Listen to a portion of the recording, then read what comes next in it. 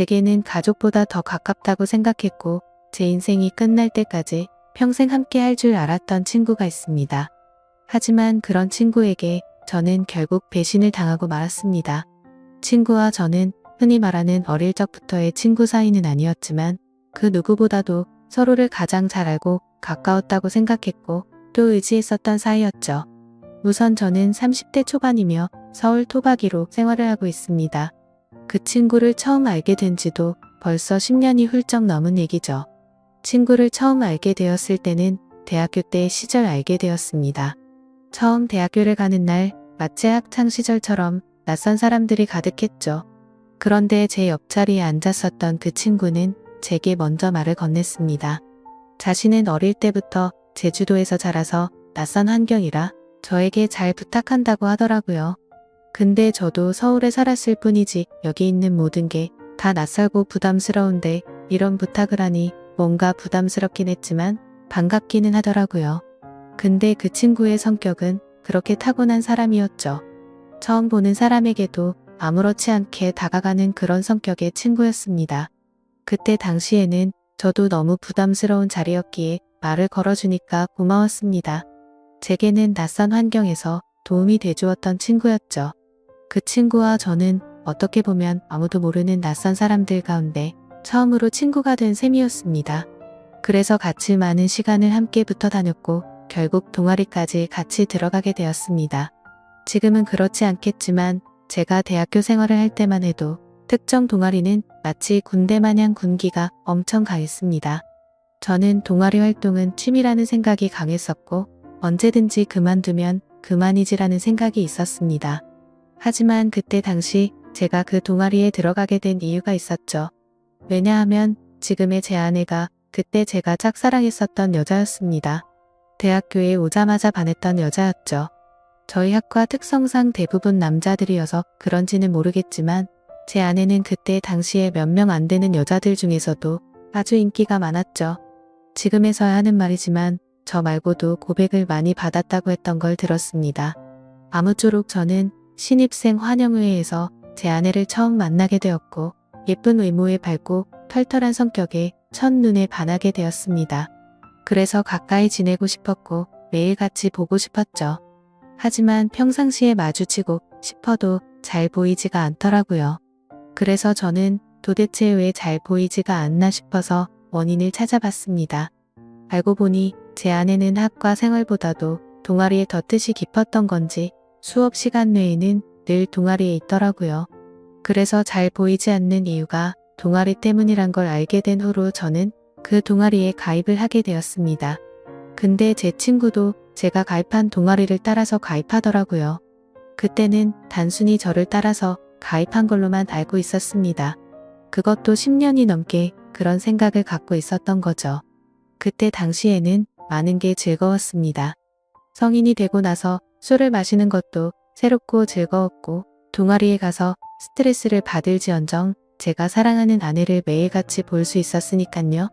그런데 그런 마음만 가지고 적성에 맞지 않는 동아리에서 오랜 시간을 보내기에는 많은 고통이 뒤따르더라고요. 제가 동아리에 별로 관심이 없는 걸 알아챘는지 바로 윗 기수의 남자 선배 한 명이 어느 순간부터 저를 자꾸만 건들더라고요. 이까짓 게 왜 여기 와서 물을 흐리냐. 이따위로 시간 때울 거면 꺼지라고 하더라고요. 저는 자존감이 너무 무너졌고 화가 나서 그만둬버릴까라는 생각을 한두 번 한 게 아니었습니다. 하지만 제가 좋아하던 아내가 동아리에 있었기에 차마 그럴 수가 없었죠. 그러다 저는 선배가 하는 말에 도저히 참지를 못했고 큰 각오를 하고 결정을 했습니다. 내가 나가는 일이 있더라도 고백은 하고 나가겠다라고 말이죠. 그래서 고백을 하려고 몇 날 며칠을 기다렸습니다. 그러다 때마침 고백을 할 수 있는 기회가 생겼죠. 저는 시험 기간이라 공부를 했고 밥을 먹고 잠깐 잠이나 잘까 해서 동아리방에 들렸더니 제 아내가 혼자서 동아리에서 있었던 거죠. 그래서 저는 무조건 오늘 고백을 해야 하는 기회이구나 싶었고 제 진심을 담아서 고백을 하게 되었습니다. 하지만 그 말을 듣더니 곧장 아내는 장난치지 말라며 저의 고백을 거절했었죠.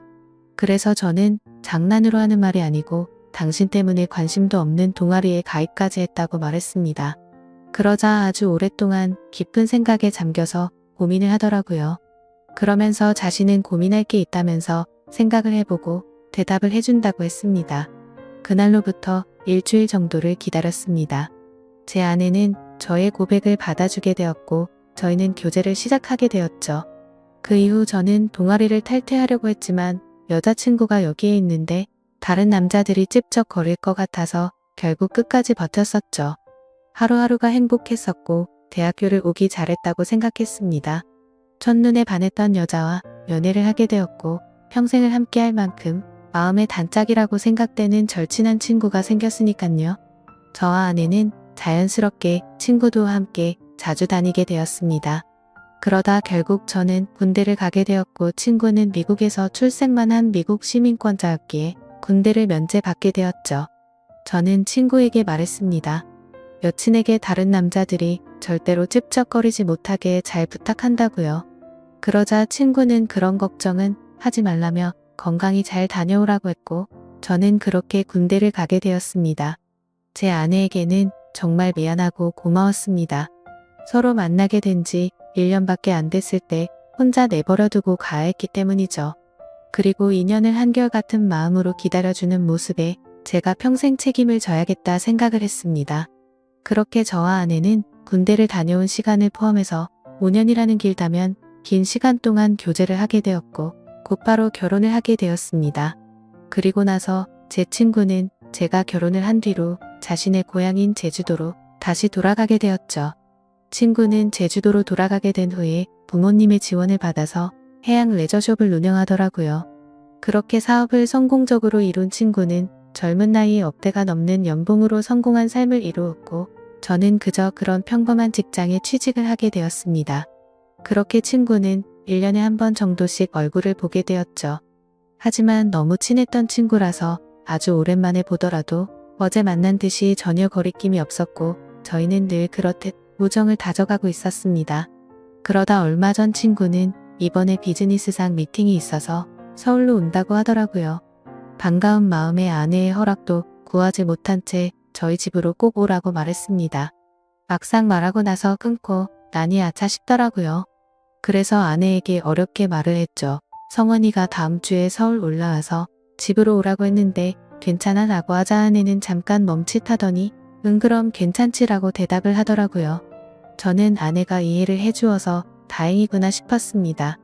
며칠이 지난 뒤 친구는 서울로 올라오게 되었고 일을 마치고 저희 집으로 찾아왔습니다. 아내는 친구에게 간단히 인사를 하고는 술상을 차리러 갔고 친구와 저는 오랜만에 만나서 시간 가는 줄도 모르고 술자리를 가지게 되었죠. 그렇게 한창 술을 마시고 자고 일어났더니 친구는 여전히 잠을 자고 있었고 저는 늦잠을 자버리는 바람에 정신없이 출근을 했습니다. 그리고 나서 퇴근을 하고 집으로 들어갔더니 친구와 제 아내가 마주 앉아서 밥을 먹고 있더라고요. 저는 친구에게 내려간 줄 알았더니 아직 안 갔어? 라고 묻자 친구는 아직 일이 덜 끝나서 며칠만 더 있다가 간다고 하더라고요. 그러자 아내는 서울에 아는 사람도 없고 여기에 친구가 있는데 굳이 딴 데 가지 말고 저희 집에서 머물러도 된다고 말하더군요. 친구는 너무 민폐가 아니냐며 괜찮냐고 하는데 뭐라고 하겠습니까? 아내도 괜찮다고 하는데 친구가 되어가지고 다른데 가서 자라고 할 수도 없었죠. 저도 네가 괜찮으면 여기에서 지내도 된다고 했고 친구는 곧바로 고맙다고 대답을 했습니다. 아내는 저도 앉아서 같이 밥 먹자며 밥을 차려주는데 뭔가 기분이 이상하더군요. 열심히 일하고 집에 들어왔더니 아무리 친구라지만 아내와 단둘이서 밥을 먹고 있다는 게 찜찜했습니다. 하지만 제가 너무 과하게 생각하는 거 아닌가 싶어 그냥 그러려니 할 수밖에 없었죠. 옷을 갈아입고 식탁에 앉으니 비싼 한우가 놓여져 있었고 온갖 음식이 푸짐히 차려져 있더라고요. 저는 아내에게 이게 뭐냐고 묻자 친구가 대답하더라고요. 제 아내가 먹고 싶어 해서 아까 같이 장 보다가 자기가 샀으니 부담 갖지 말아달라고 했습니다. 그래서 둘이 같이 장도 보러 갔다 왔냐고 묻자 친구는 술도 끼고 산책도 할 겸 같이 다녀왔다고 하더군요. 아무리 친한 친구라도 그렇지 이건 아니다 싶었고 그때부터는 기분이 좋지가 않았습니다. 그리고는 그날은 평소에 술은 입에도 대지 않던 아내도 합세하여 셋이서 술을 마시게 되었죠. 어느 정도 술이 들어가자 갑자기 아내는 친구에게 온갖 칭찬을 하더군요. 어떻게 너는 나이가 먹어도 아직도 예전 그 모습 그대로냐며 섬에 살아서 그런지 피부도 까무잡잡한 게 왜 이렇게 몸이 좋냐며 묻더라고요. 그러자 친구는 만져볼래? 하면서 힘을 주더니 그걸 또 만져보고 아내는 좋다고 묻더라고요. 그때부터는 그냥 기분이 더러웠습니다. 남편을 옆에 두고 이것들이 무슨 짓거리인가 싶었죠. 저는 조용히 술만 마셔댔고 친구와 아내는 약간은 제 눈치를 본 건지 화제거리를 돌리더군요. 아내는 친구에게 요즘 경기도 안 좋을 텐데 제주도에도 피해가 크지 않냐며 물었고, 친구는 자신이 하는 사업은 관광지 특혜를 받아서 그런지 크게 영향을 받지 않아 딱히 문제가 없다고 하더라고요. 그러면서 다음에 저와 같이 여행을 오면 풀코스로 관광을 시켜준다고 하더니 다른 거 걱정 말고 비행기만 타고 넘어오라며 말하더군요. 아내는 그 말에 좋다고 싱글벙글 웃는데 그때 저는 할 말이 없었습니다.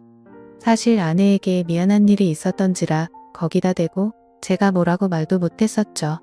결혼하고 얼마 지나지 않은 시점에 저는 지인의 권유에 투자를 하게 되었고 결국에는 사기를 당했습니다. 그때는 아내에게 조금 더 안락한 삶을 살게 해주고 싶은 마음에 과감히 투자를 했지만 오히려 빚더미에 앉게 만들어서 생활을 더 힘들게 만들어버렸죠. 그래서 비싼 한우 같은 건 꿈도 꾸지 못했고 여행이라고는 신혼여행 이후로 단 한 번도 가지 않았으니 저는 도저히 할 말이 없었습니다. 기분도 좋지 않고 화를 내기도 애매한 마음에 그만 자리를 끝내고 싶었죠. 그래서 저는 제가 자리에서 일어나면 술자리가 끝날 줄 알고 말했습니다. 오늘은 피곤해서 먼저 일어날게 라고 했더니 친구는 벌써 자려고? 아쉬운데 조금 더 마시지 하더니 그럼 피곤할 텐데 먼저 들어가서 쉬어 우리는 조금만 더 마실게 라고 하더군요. 그러자 아내도 일어날 생각이 없는지 내일은 지각하지 말고 알람 꼭 맞춰놓고 자라고 하더라고요. 속으로 진짜 부글부글 끓었습니다. 자존심이 상해서 다시 앉기도 뭐했고 그냥 샤워를 해버리고는 자러 먼저 들어갔습니다. 그런데 그 기분으로 잠이 올 리가 없죠. 자정이 다 되어갈 때까지 그 둘은 하하호호 웃으며 떠드는데 친구고 뭐고 엎어버릴까 싶었지만 너무 쪼잔해지는 것 같아서 그냥 참고 있었습니다. 그렇게 잠에 못 들고 누워있는데 갑자기 작게 들리던 소리조차 들리지 않더라고요. 그러더니 1분 정도가 지나자 의자 빼는 소리가 들렸고 설거지를 하는 소리가 들렸습니다. 그래서 저는 물을 마시는 척하면서 거실로 나가봤더니 아내는 설거지를 하고 있었고 친구는 보이지가 않았습니다. 친구는 어디 갔냐고 물었더니 담배 피러 나갔다고 하더니 저보고 아직 안 잤냐고 묻더라고요. 저는 목이 말라서 잠이 깼다며 물을 마시고 방으로 들어갔고 아내는 설거지를 끝마치고는 방으로 들어오더군요. 그날 밤 저는 자는 둥 마는 둥 너무 짜증이 나서 잠을 뒤척였고 다음날 굳이 자고 있는 친구를 깨워서 집 밖으로 데리고 나왔죠. 친구에게는 거짓말이라도 해서 내보내야 되겠다 싶어서 말했습니다. 진짜 미안한데 아무래도 아내가 조금 불편해하는 것 같다고 했더니 친구는 아 그랬구나. 내가 너무 눈치가 없었지 라며 미안하다고 하더군요. 그러더니 어차피 오늘 저녁에 내려가려고 했다면서 미팅 다녀와서 저녁에 들어올 것 같은데 그때 짐 챙겨서 나간다고 하더라고요. 저는 그래서 오늘 나도 외부 미팅이 있어서 저녁에 얼굴은 못 볼 것 같다고 했습니다. 항상 미팅 끝나고 술자리를 하는 자리라 늦을 것 같은데 조심히 내려가라고 미리 작별 인사를 했습니다. 그렇게 인사를 마치고 친구는 미팅이 있다면서 택시를 타고 갔고 저도 회사로 출근을 했습니다. 그런데 괜히 쓸데없이 늦게 들어간다고 말한 것 같아서 계속해서 찜찜하더라고요.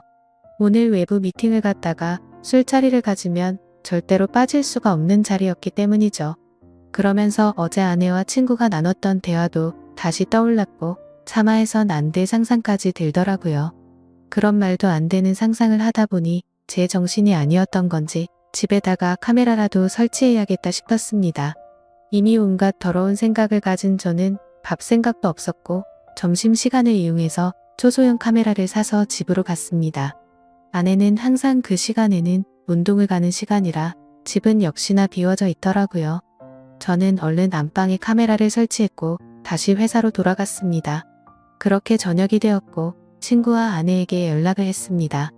친구는 지금 미팅이 일찍 끝나서 비행기를 타러 간다며 다음에 보자고 대답을 했고 아내는 친구 배웅해주고 집에서 쉬고 있다고 대답을 하더라고요. 그래서 저는 내가 너무 제정신이 아니었구나 생각을 하면서 괜히 쓸데없는 돈 썼네 싶었습니다.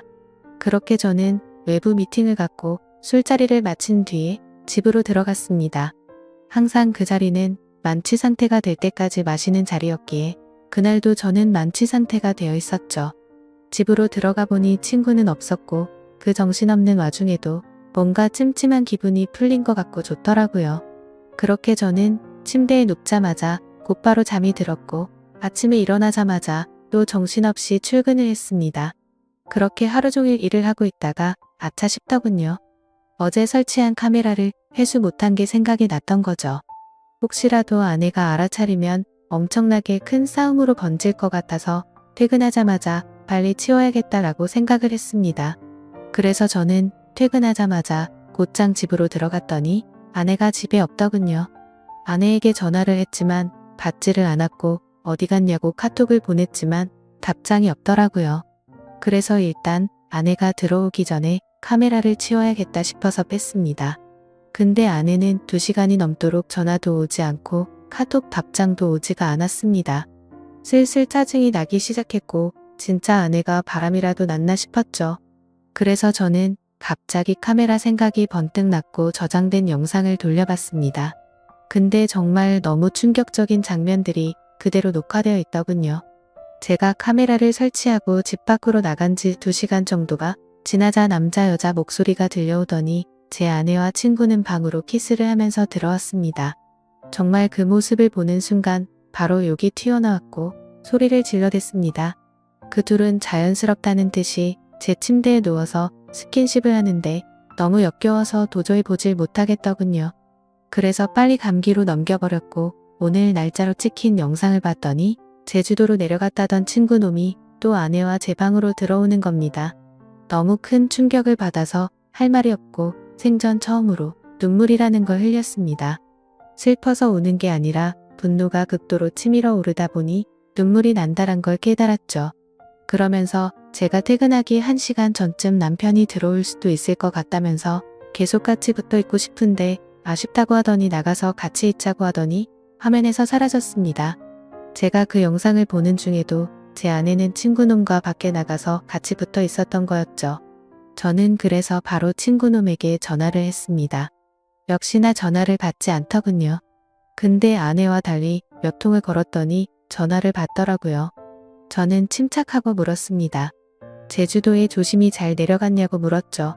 그러자 친구는 잘 내려왔지. 그게 그렇게 궁금해서 전화를 이렇게 몇 통씩이냐고 했냐고 묻더군요. 그 말을 듣고 있는데 아내에게서 카톡이 바로 오더군요. 친구랑 오랜만에 만나서 영화를 보고 있다고 거짓말을 아주 자연스럽게 하더라고요. 카톡을 보자마자 더 이상 저는 분노를 참을 수가 없었고 곧바로 욕을 했고 소리를 질렀습니다. 네가 내 친구라는 놈이 어떻게 내 아내랑 바람을 필 수 있냐고 했죠. 그놈은 당황하면서 무슨 소리냐며 무슨 근거로 그런 말도 안 되는 소리를 하냐고 하더라고요. 저는 그래서 내가 전에 집에 도둑 들 것 같아서 카메라 설치해놨는데 이건 몰랐냐고 욕을 하니까 갑자기 아무 말이 없더니 전화를 끊더군요. 아내도 곧바로 카톡이 더 이상 오지 않았고 2명 다 전화물 카톡이며 제 연락을 무시하고 받지를 않고 폰을 꺼버렸습니다. 이게 바로 며칠 전에 벌어진 말도 안 되는 상황입니다.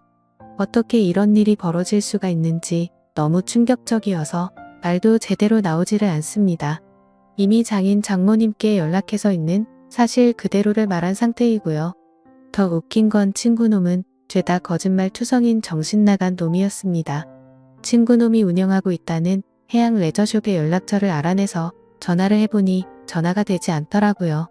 그래서 저는 로드뷰를 이용해서 그 위치를 찾아냈고 근처에 있는 가게에 연락을 해서 물어봤습니다. 정말 죄송한데 제가 급한 일이 있어서 그런데 그쪽 옆에 있는 해양 레저숍 혹시 문을 열었냐고 했더니 이미 폐업한 지 몇 달이 됐다고 하더라고요.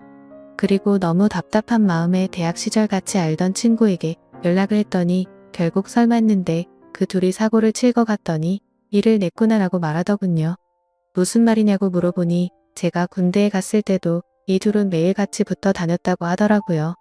그래서 주변에서 이상하게 보긴 했지만 딱히 스킨십을 하고 이랬던 건 아니었고 제가 있을 때도 셋이서 자주 다녔기에 그냥 친구 사이로 같이 다니는구나 했답니다. 도대체 어떻게 사람이 이런 거짓말을 아무렇지 않게 할 수가 있을까요? 아내는 그 친구놈의 재력이 부러워서 정신이 나갔던 건지 아니면 대학 시절부터 그놈에게 마음이 있었던 건지 알 수가 없고 이제는 알고 싶지도 않네요.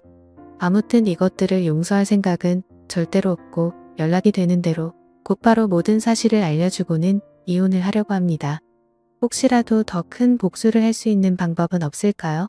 정말 손이 덜덜 떨리고 너무 열이 받아서 속 시원하게 복수를 하고 싶은 심정입니다.